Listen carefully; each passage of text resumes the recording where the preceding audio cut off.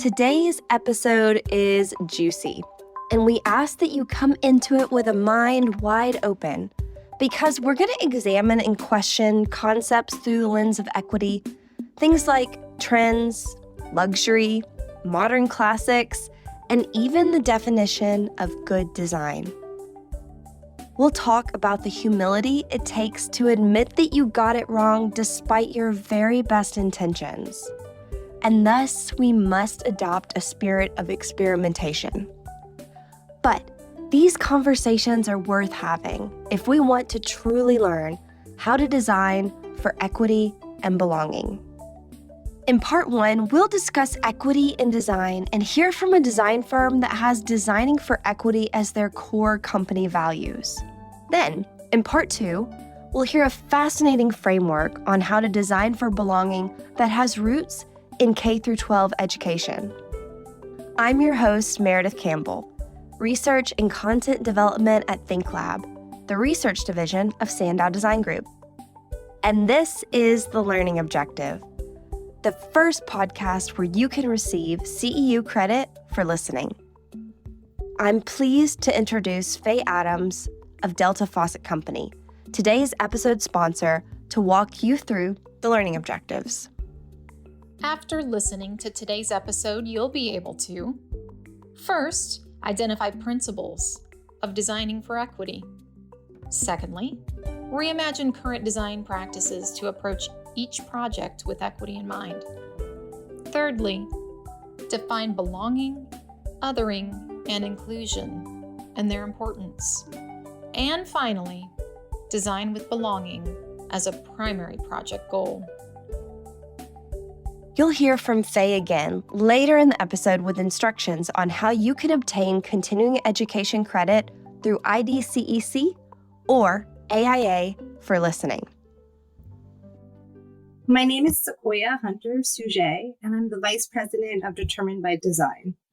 We are a full-service interior design firm, and we specialize in design equity, and we work primarily in the affordable housing sector, and we are striving to bridge the gap between the aesthetics of market and luxury rate housing and affordable housing.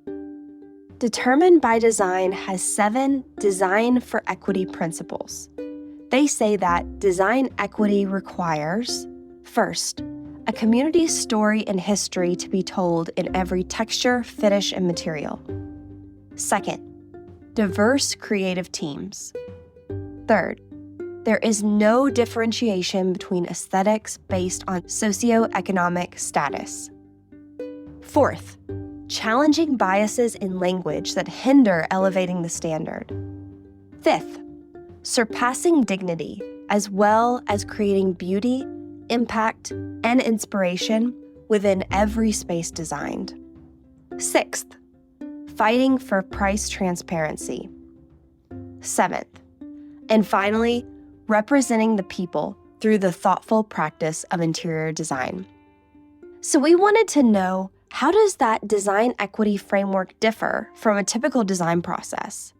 While we won't be covering all 7 in depth, we asked Sequoyah to walk us through a few of these principles to understand how their process is different.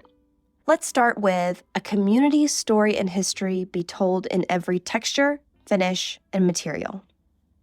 We really differ because we don't start with a style. We don't start with, hey, what's trending? Everything's pistachio because that's like Pantone color of the year. We're very concept driven, and we go through a process, and it's something we have to always advocate for. And our development partners who work with us and who are repeat offenders or repeat clients, we don't really use the term clients. They gravitate to our process because it produces a very different design. And part of that process is that we start from a foundation of historic research. So we start with understanding the site. We integrate essentially a land acknowledgement. So we understand the first keepers, the earth, and the land. What's the history of the land? Who were the original caretakers? And then how did that land cultivate and how was it colonized? And so we start from looking at that historic research. We then do these neighborhood analysis in which we pull the demographic data on a particular community and neighborhood, right? So we've got like neighborhood, that's like a area of the site of the land. That's sort of your focus.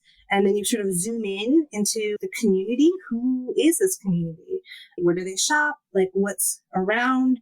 We do community walks, which we are looking at what is the existing architectural vocabulary. What are the amenities, community amenities? If there's any street art or parks or anything, we keep a level of curiosity happening in this research phase.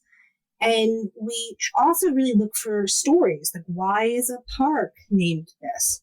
We have a project in Silver Springs, Maryland, understanding how Silver Springs got its name. And it really had to do with the amount of mica that were in the streams. It created such reflectivity that it looked like it was liquid silver, water, just silver water. And that's how it really got its name in this particular community. So layering all of this sort of information, that becomes the basis of understanding. Before we design, we try to understand where are we designing and who are we designing for. We take all that research and we create a concept phrase, which is very different from what you learned in design school with having a partie. And a concept phrase for us it's a statement of intention. Sometimes it makes people a little uncomfortable, but sometimes it's a prayer of hope. It's like a love letter. It's like a small sort of poem. Some of our concepts, we had one, humanistic hues of devotion. That's a concept for us. And so we have this concept statement, humanistic hues of devotion.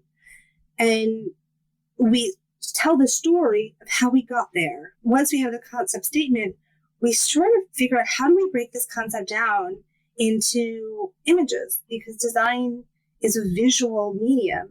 And we create all of these collages, these visual collages, and we break down every word. What does humanistic look like? How do we interpret that as an image? And an image that can be applied to design in the language of design. And then how do you create that into a color story? And so we take this concept phrase, and that's where we drive our design from, is always coming to this concept phrase, these concept images that support this concept phrase. And again, that phrase is an intention. It's a hope for a new community that we're creating, because a lot of our work is new construction.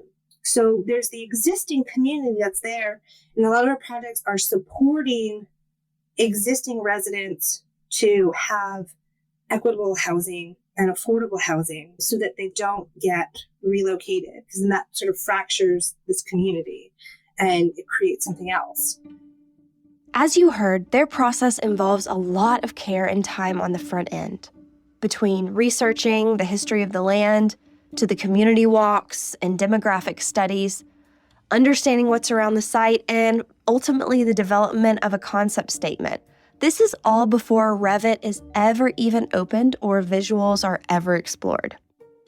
How do you convince a client, or as they call them, development partners, to give you the time to go through this work on the front end of the design process so that you can deeply understand the community context? This is something that we struggle with a lot, and we've been told that our process is very rigid. And we're like, oh, okay, we're okay with that. And we really have to constantly educate our development partners and say, this is our process. Like, you saw something, you heard something about us, you saw one of our projects, like you saw that we won an award for this, that, and the other. And you're like, oh yeah, we want to work with you. And then you get in front of us and we're like, so this is our process. And this is the time that we need. And we need all of this so that we can get to that end result that you desperately want. And it is constantly a challenge to say, we don't want to do non-meaningful work. And our team, and we always have to protect our team to make sure and they have the room to do that, because that's what gets them so excited about every single project, because they can tell a different story. So that is a constant struggle, to educate our development partners and have people understand the value of that, where it's not HGTV. We can't turn things around like a light switch on and off. We need the time to cultivate. If you want something good, come slowly. Let's dig into another principle of design equity. There is no differentiation between aesthetics based on socioeconomic status. I guess I should start with, yes, there is a difference, and there has been a difference currently and historically. And our goal is always to close that gap, blur those lines. And again, we're putting expensive things in affordable housing, and this idea of like good design is so problematic. One, who's determining what the standard of good design is? And then what is your reference point? And is that reference point like culturally appropriate? And a lot of the times it's not, right? Because we think good design is function and beauty, right? That equals good design. But beauty isn't a quantifiable in a singular definition. Beauty is completely objective. And because of that, there is a minimalist aesthetic that is very popular, and it comes from an architectural canon of purity of materiality. And I understand this from being a design student. I understand this from the aspect of being a practitioner. That same idea of purity of materiality in the modern minimalist canon was what was applied for early affordable housing developments, where the materiality or any sort of decoration, everything's simplified to the bare minimum. For people who grew up in that environment, they relate that to poverty. They relate that to their social economic standing. And so there is this idea, this poverty aesthetic, where certain design styles enforce that, and they don't even know. Because again, who is deciding what is good design? And if you don't have that same background or upbringing, or if you're not connecting that in terms of the practice and the effects of that type of design aesthetic on people, you wouldn't connect the two. We have a very layered approach to our design work. And I was with a team, and they were presenting a project. This is for affordable senior living. And we had draperies in the lobby. When they stopped us because they were like, what is this? We don't have draperies. We just do mini blinds. Okay. And we want to be able to soften the experience. And the conversation shifted. It's very hard to hear. And it's great that sometimes our design team hears this, because this is a lot of the time what we're combating, where the conversation shifted what looks expensive. And we're concerned because there's a lot of public funding that's going into this project, that we want to make sure that it doesn't look so expensive. And we're all like, I'm sorry. So you want it to look basic, inexpensive, unloved, designed without care. Because you think that because it's public money, that these people should live in a lesser quality and standard. Our team and some of our development partners are very, very actively engaged in this idea of, do I want to live there? Would I want to live there? Would I want my sister to live there? Would I want my mother to live there? If it's okay for me, then it's okay for everyone else. And that should be the baseline standard. There should never be less than. But there is a language of a poverty aesthetic, and there is a push to provide less aesthetic integrity, less layers of comfort and softness and texture in projects that are not for the rich. I guess it's not for what is the middle class anymore. It's not for anyone who doesn't need financial assistance. Not only does Sequoyah challenge us to question what good design is, She also looks at another popular term in the interior space, and certainly in the multifamily space: luxury. In fact, Determined by Design has a saying: pro-people, anti-luxury. Another principle of design equity is challenging biases in language that hinder elevating the standard.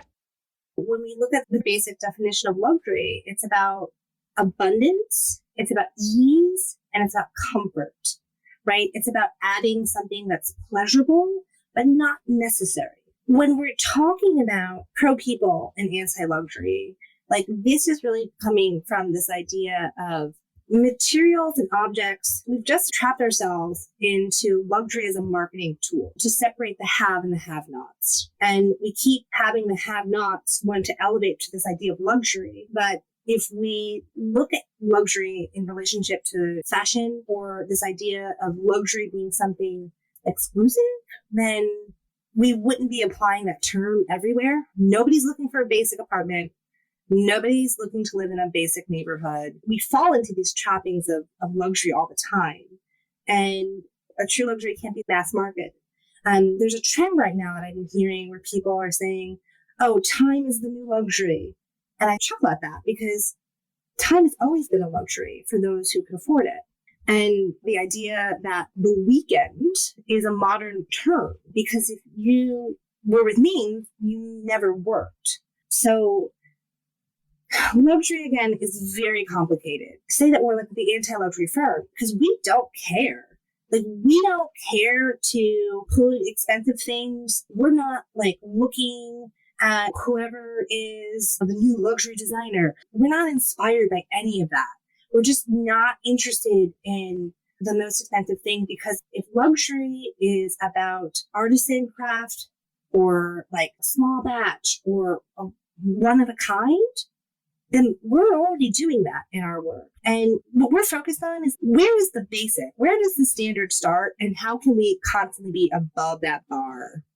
At the beginning of this conversation, you'll recall that Sequoyah mentioned that trends really have no place in their upfront design process. But she also challenges us to remember that we don't all have the same definitions of good design, as in this example of a mid-century modern classic. There's lots of stories that are engaged in this. And I guess one of my favorite things are about sort of the mid-century canon of the incredible chair competition, where it's like, how do you produce an affordable chair, right? The classic Eames chair that is $350 now. It was a design competition to design a chair that could be mass produced so that it could be in places for the masses. It was never intended to be an iconic luxury item. I will never forget, I was working with a woman who I was showing these chairs, and she had such an adverse reaction to it. And I was so surprised. I was like, everybody loves an Eames chair. Everyone's into it. And she then said, you know what, they remind me of when I was a child and I used to go visit my father in prison. It struck me. And so then I did all this sort of research, because I was like, wow, this is totally fascinating. And sort of these iconic mid-century modern pieces, these were intended to be institutional chairs. And somehow they have been marketed and transformed to luxury items. And the irony of that, and that goes back to this idea of this like poverty aesthetic, when we all have these stories and we all walk this earth with these histories, and we've registered all this knowledge, this visual information that we keep in our minds, that we pinpoint of what makes us comfortable and uncomfortable. And the disconnect of this molded plastic chair, having been a chair that was used in a penitentiary, that an adult person had such an adverse reaction, because that is the memory of that chair. They don't see it as this iconic thing. They don't care where it came from. And I think our team really goes that level of depth. We want to be constantly content rich and not necessarily on trend. We wanted to know, what are the biggest gaps our industry has to overcome to think about design through an equity lens? Her advice? First, start with the changes in design education. And second, read fewer design books and more history books. Education is the foundation of all of it. And how we teach design is through a white Western European canon. Because most institutions have not begun to really decolonize their curricula to value the history of craft, the history of built space, and the history of ornamentation that is so very human. I think for designers to continue to push forward, I think you have to stop reading about design, actually. You have to really start to explore other cultures in a way to seek better understanding. We have to ask more questions. I'm reading a book right now that is about the transgender Black experience through history. It's a anthropological book.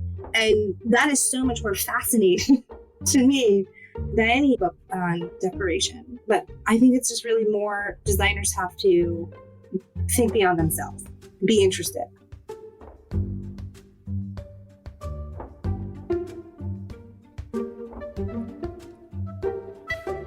Hi, my name's Susie Wise. I'm a designer and educator, and I have a new book called Design for Belonging. Susie's background has deep roots in education. She's worked in children's educational game design, interactive educational technologies at Museum of Modern Art in San Francisco, and then to Stanford University, where she did her doctoral work in learning sciences and went on to work at the D School. The D School is an interdisciplinary institute at Stanford University. It was started with the recognition that the kind of thinking that designers do is really powerful, and that it's relevant not just for product design or engineering design, but the ways of thinking with deep empathy, with paying attention, noticing what's happening in environments, and then also a bias towards prototyping and seeing, gosh, if I have an idea, can it work? Does it work for real people? Does it help solve for some of their needs in a given context? That's the thinking part of design thinking. And so the D School was created to help spread that way of thinking across disciplines at Stanford and then in the world more broadly. When Susie was a graduate student, she founded the K-12 Lab, which was an organization that thought about how design thinking could work in learning environments, both for educators and for students. Part of that work then became this question of how can we work towards greater equity in schools? And the framing of belonging that I share in this book, Design for Belonging, is really to focus on belonging as the feeling that matters. In her book, Design for Belonging, Susie shares the framework and toolkit that she's created for communities, organizations, and teams to build greater belonging and reduce othering. You've probably heard this word belonging plenty of times, but to really understand belonging, Susie introduces a new word that you may not have heard in this context before: othering. Othering is belonging as a framework, and I'll reference John Powell and Stephen Menendian, who wrote the initial piece that I read that kind of brought me into that thinking. They now lead an organization at the University of California, Berkeley called the Othering and Belonging Institute, and I invite your listeners to check out their work and materials. Othering and belonging helps us notice when people are being included and when they're not. The extreme forms of othering we can imagine are the kinds of things that lead to the worst of racism and segregation and white supremacy culture. Those are extreme forms of othering, but there are also subtler forms that creep in all around our institutions. Belonging is knowing that you're a part of something, that who you are is being welcomed, and not just welcomed as in being seen, but truly welcomed in to have a voice and participate and help shape, whether that's your school, that's your workplace, that's your town, whatever kind of unit of analysis we might be thinking of. Belonging means that you can show up and be your full self as John Powell says, it also means that you have a voice and can make demands on the structures of the culture that you're a part of. So belonging is a powerful human need. It's back in Maslow's hierarchy of needs. There's some debate. Is it really the base of the pyramid after the most basic safety needs? We know from learning research and the learning sciences that belonging is part of getting to show up as a learner. Belonging is the thing that helps you show up and contribute your whole self. We hear diversity, equity, inclusion, or DE&I very often within organizations these days. But we wanted to know, how do belonging and inclusion fit in? Are they the same thing? You may have heard it said that diversity is being invited to the party, inclusion means being asked to dance, and belonging means being asked for input into the playlist for the dance music and feeling free to ask anyone you want to dance with you. Part of why I wrote the book, Design for Belonging, was to get us to focus on belonging as the feeling that is the real outcome of our work on inclusion. So inclusion is excellent, but we want to actually understand if the environments that we've built for inclusion, have they actually gone far enough so that people are experiencing belonging? Because that's the feeling that we need to get to. If you lead a team or you're trying to help your clients understand why belonging matters, you'll want to listen closely to this part. As a team leader, you need to care about belonging because that's what helps your team members show up and fully contribute. If you're building a diverse and inclusive team, belonging is the thing that helps everybody show up and give more of themselves to that team, to share their perhaps multiple identities. We all have multiple identities. That's just not the new people that have been included. We all have multiple identities. So it actually helps everyone on your team to get to be their whole self, to show up and contribute, to probably do their best work. And there's data that points to the power of leveraging belonging. A study using Clover Pop's decision-making database analyzed over 200 teams and found that those who follow an inclusive process make decisions 2 times faster with half of the meetings. A huge and important part to also be able to express what their needs are. We're in such an interesting moment in kind of the great resignation, or I've also heard it referred to as the great reflection. So if teams and workplaces are changing the way people are working together and who's on the team and how people are showing up in person, not in person, when are you in person, when are you not in person, all these variables about how we come together are still about shaping the experience of real humans. And the basic human need to be a part of a group is to have that feeling of belonging. Susie works with communities, organizations, and teams all over the country. And she says, don't let the hardest challenges paralyze you. We wanted to know, what are people often the most paralyzed or challenged with when they begin this process? Part of how I came to do the book was actually because I found that people were stuck in a kind of technical approach to thinking about diversity, equity, and inclusion, and the kind of the bigness of those words. And those are important things.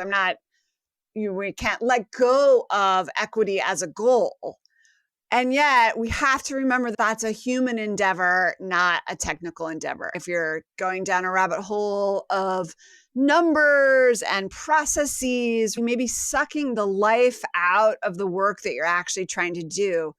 And so the hard part in some ways is to do the relational work, but it's also the human part. And the relational work involves both. Some of my colleagues at the National Equity Project refer to it as the mirror and the window. So we all have the work of self-reflection as designers, as leaders, as team members, the self-reflection about how we're showing up and how we're interacting. And then the window work to look at the situation that we're in, the system that we're in, how our team or organization is functioning, We have to look at that and see what kinds of shifts we can make. And then that bravery, that don't let the hardest things be the thing that stop you, is to say, okay, I don't actually know the answer, but I can try some things, some small things, safe to fail so that you're not injuring someone or that you're prepared to repair if harm is done. And you may be addressing some historic harms too, as you open up both that self-reflection and looking at the system that you're a part of. But that's the work of the bravery, is to take the small steps. And so part of my orientation coming out of design is that prototyping mindset that says, can we try something small and see?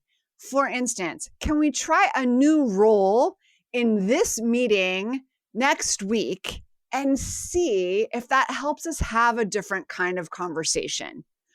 Can we try a new meeting that brings together a different group of people to address the challenge and see what that does? It may be that the newness of trying something new helps us.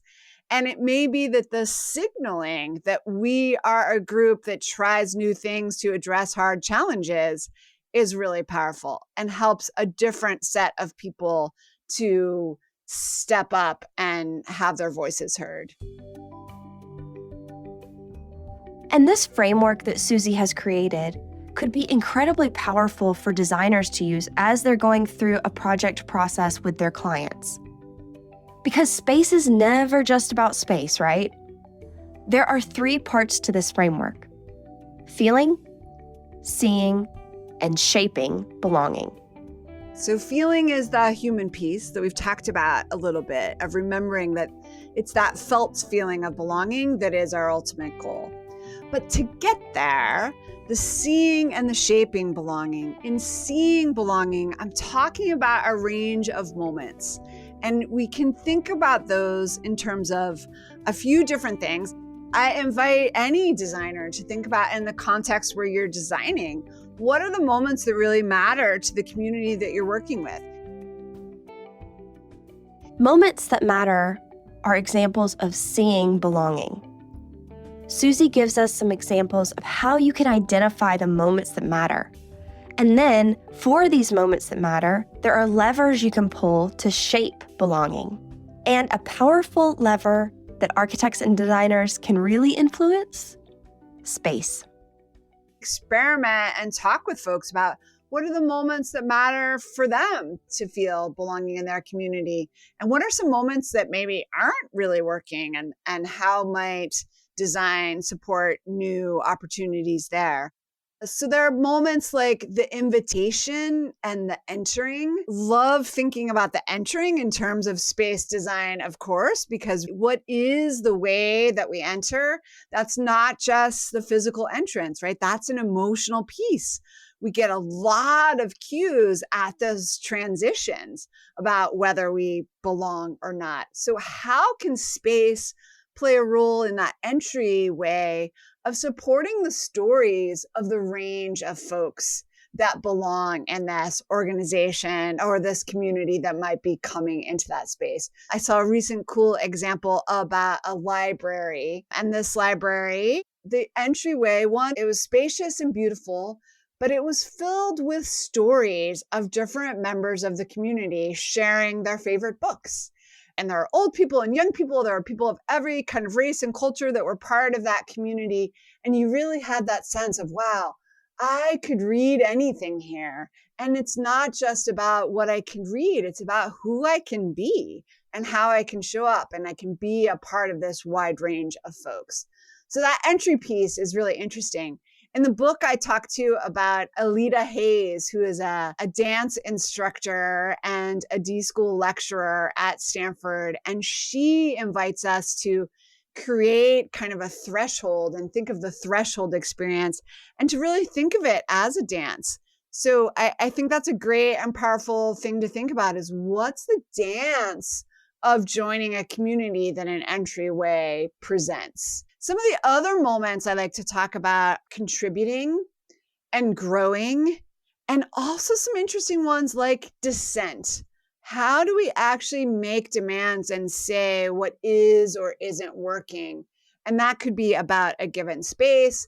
That could be about the structure of organization. When you notice a moment like dissent or contributing that aren't working, then in particular, you want to open up these levers of design to actually shape or reshape or reimagine how things are working. So shaping belonging then is about opening the toolkit of levers of design you can pull. And this is where, not so much for designers, but in a lot of the world, leaders have a small set of things they think they can do. They think, oh, I could send an email. Okay, email's great, but there's so much more you can do. And that's where designers, I think, have a really great contribution to play, because then we can think about space and all the ways that it supports belonging. How can a space support the kinds of contributions that you want to make? That might be about specific dedicated spaces that support ways of working, but it might also be back to the notion of storytelling and how you're cueing the different kinds of folks that can be a part of it. The other levers to think about outside of space, but that space can support, are roles or rituals. How does a space cue you to coming in, joining the team, making whatever contributions you need to make, making whatever demands or offering feedback, and also having a way to express what's different or new for you that day or that week. I also ask people to really think about time differently. The time is actually something that we can construct experiences with. We can think about schedules or rhythms in new ways. We often, vis-a-vis time, have these inherited methods that we're used to. The school year looks like this. The work week looks like this. The pandemic has helped us to recognize that these are opportunities that aren't set in stone, that we can radically change them. And I'm hoping that we continue in that vein. I was just hearing somebody speak from Dropbox, the tech company, that they now have a virtual first orientation. That's really powerful because they still have communal spaces. They've turned their office spaces now into what they're calling studios. And you sign up to use those because you're more purposely coming together. Your team may only be coming together every 2 weeks or once a month or in less time, but you're really purposely designing the experience and using the space actively to support coming together in ways that you can't when you're working from home, for instance. So I love that the intentionality of design is so powerful. What I'm trying to do with design for belonging is to remind us to intentionally design for belonging to emerge. Susie reminds us that despite our very best efforts, we aren't going to get it right every time, which can feel very uncomfortable. But acknowledging that something isn't working like we intended it to is crucial to getting belonging right. Thus, a spirit of experimentation has to emerge. The humility that needs to come with this kind of design, I think, is really important to recognize that things aren't always going to work out as we thought they would. We designed a new entry in order to support a new group feeling a sense of belonging. And in fact, we alienated those folks. That's not going to feel super good. And we need to be honest about it. We don't just muscle on, right? Carry on.